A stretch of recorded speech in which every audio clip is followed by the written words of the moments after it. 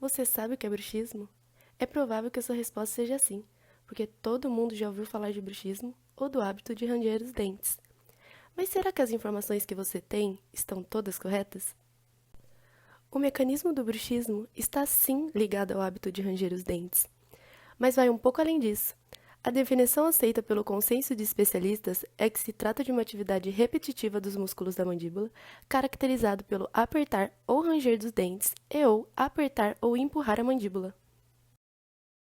Quando falamos que alguém tem bruxismo, significa puramente que a pessoa tende a fazer como nesse movimento do vídeo, de forma inconsciente.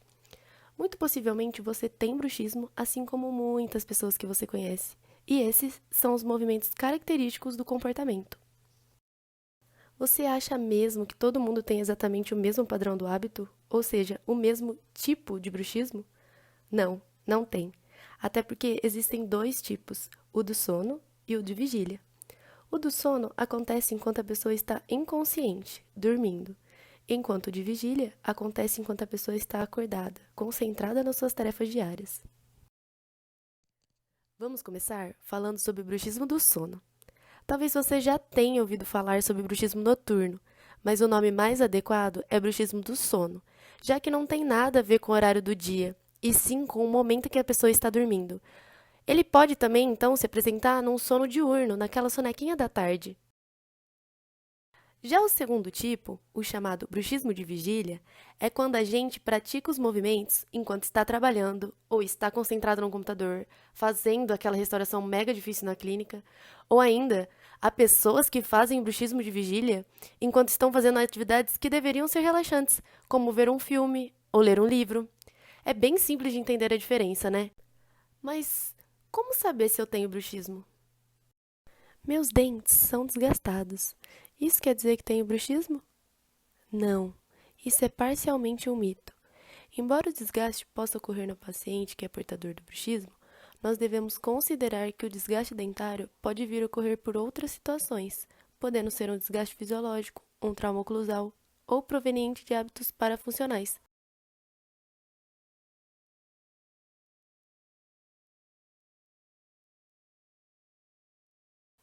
Devido a isso, o diagnóstico não deve ser feito baseado nesse tipo de observação clínica. O desgaste pode sim ser causado pelo bruxismo, mas nem todo mundo que tem desgaste tem bruxismo, e nem todo mundo que tem bruxismo tem desgaste. Então, nós precisamos desassociar essas duas coisas.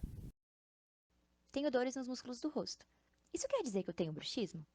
Mito. Ter dores na face não necessariamente indicam bruxismo. Dores de cabeça na região temporal e fadiga muscular são, sim, fatores que podem estar associados ao bruxismo, dada a hiperatividade dos músculos da face, ao apertar ou ranger os dentes. Então, essas dores às vezes são achados clínicos que ajudam no diagnóstico do quadro. No entanto, há uma estimativa de que apenas 30% das pessoas com essas queixas tenham realmente bruxismo do sono. E como foi dito, os movimentos repetitivos do bruxismo resultam em uma hiperatividade muscular, podendo ainda acontecer a hipertrofia do masseter, por exemplo. Mas, novamente, isso acontece em casos bem específicos, e não devemos basear o diagnóstico em achados clínicos como esses. Até porque algumas pessoas possuem naturalmente características braquifaciais, ou seja, esse padrão de rosto mais largo. Então é difícil dizer se o músculo tonificou e se tornou mais proeminente ou se a pessoa já nasceu assim. E claro, pessoas com essas características faciais não indicam a necessidade de tratamento. Eu tenho dores ao abrir e fechar a boca. Isso quer dizer que eu tenho bruxismo? Mito. Essas dores podem ser características de DTM, que é a disfunção temporomandibular. Por sua vez, a DTM não é sinônimo de bruxismo. É preciso quebrar o conceito de que DTM e bruxismo são a mesma coisa. O bruxismo pode ser um fator que leva a DTM, mas os dois são quadros independentes. Não necessariamente todo mundo que tem bruxismo desenvolverá algum tipo de disfunção. E muito pelo contrário, muita gente tem bruxismo e isso não interfere em nada, assim como muitos pacientes têm DTM, por causas diversas, sem ter bruxismo. Muitas vezes, durante o dia, eu percebo estar encostando os dentes. Isso quer dizer que eu tenho bruxismo? É verdade. O diagnóstico do bruxismo de vigília é baseado em relatos. Então, isso pode sim ser um indicativo. E para termos certeza, é preciso avaliar a frequência e a intensidade que isso acontece. Um jeito prático e acessível de mensurar isso é através de aplicativos com essa finalidade. Aqui temos alguns exemplos de aplicativos que usamos para o auxílio do diagnóstico do bruxismo de vigília. O Desencoste, inclusive, é um aplicativo muito bom, nacional e gratuito. É um método simples de coletar dados, através do autorrelato dos pacientes. Você baixa o aplicativo, ativa as notificações e aí ele passa a mandar alertas durante o dia que te lembram de desencostar os dentes, além de coletar informações sobre o seu estado naquele momento, gerando então um relatório com a frequência em que isso acontece. Esse meio de diagnóstico é denominado avaliação ecológica momentânea. Vale lembrar que os dentes não se encostam a todo momento de uma forma natural. Ou seja, se você está com os dentes encostados nesse momento enquanto assiste o nosso vídeo, podemos suspeitar que você tem bruxismo de vigília e nem sabe. Sou muito estressado. Isso quer dizer que eu tenho bruxismo? Mito. O estresse pode sim ser um fator de risco, mas não necessariamente todo mundo que é estressado tem bruxismo, e nem todo mundo que tem bruxismo precisa ser estressado. São fatores independentes. Estresse e ansiedade são comumente associados ao bruxismo, porque podem atuar como gatilhos para o quadro. Há algumas outras situações em que isso acontece, como o uso de substâncias, fumo ou álcool, pouco tempo de sono, fazer exercício ou consumir cafeína até 3 horas antes de dormir, ou ainda distúrbios do sono ou distúrbios psicológicos. Basicamente, tudo isso que eu citei afeta a qualidade do sono. Por isso, o tratamento mais completo para o bruxismo requer o conhecimento da causa do problema. Meu parceiro relata me ouvir ranger os dentes à noite. Isso quer dizer que eu tenho bruxismo? Isso é verdade. Pode sim ser um indicativo de que você tem bruxismo do sono. E como foi dito, a obtenção de relatos comportamentais faz parte do diagnóstico. Mas para chegar a uma conclusão final, precisaremos analisar alguns outros pontos. Mas e aí? Como eu sei que eu tenho bruxismo então? Nós dividimos o diagnóstico em possível, provável ou definitivo. O diagnóstico possível é obtido por relatos na anamnese. Ou seja, se o paciente relata acordar com os músculos cansados, outras pessoas ouvirem seus dentes rangendo enquanto dormem, ou ainda notar que encosta os dentes durante o dia, é possível que ele tenha bruxismo. Já o diagnóstico provável é a associação da anamnese com o exame clínico. E aí é que observamos achados clínicos como trincas ou desgaste nos dentes. Nesse caso, é provável que o paciente tenha bruxismo. E no fim, o diagnóstico definitivo é quando suspeitamos do bruxismo devido aos relatos do paciente e às evidências no exame clínico. Com essa suspeita, nós indicamos o exame da polissonografia. É através dele que vemos a atividade respiratória, cerebral e muscular desse paciente durante o sono. Só assim podemos dizer que definitivamente alguém tem bruxismo. De forma geral, nós indicamos tratamento quando notamos que o paciente provavelmente tem bruxismo e isso interfere negativamente na sua vida, já que o exame é um pouco mais complexo e é mais para fins bem específicos. Meu filho, de 8 anos, range os dentes durante o sono. Crianças podem ter bruxismo? Verdade. Estima-se que a prevalência em crianças seja bem alta, principalmente de 3 a 9 anos. Muitas vezes esse bruxismo diminui próximo aos 10 anos.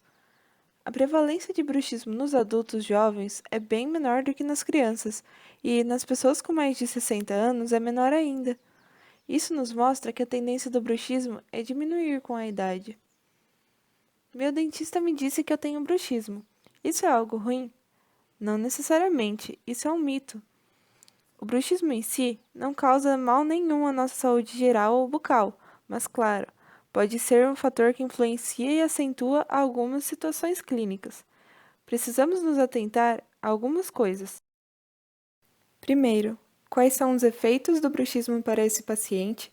E segundo, quais fatores estão envolvidos?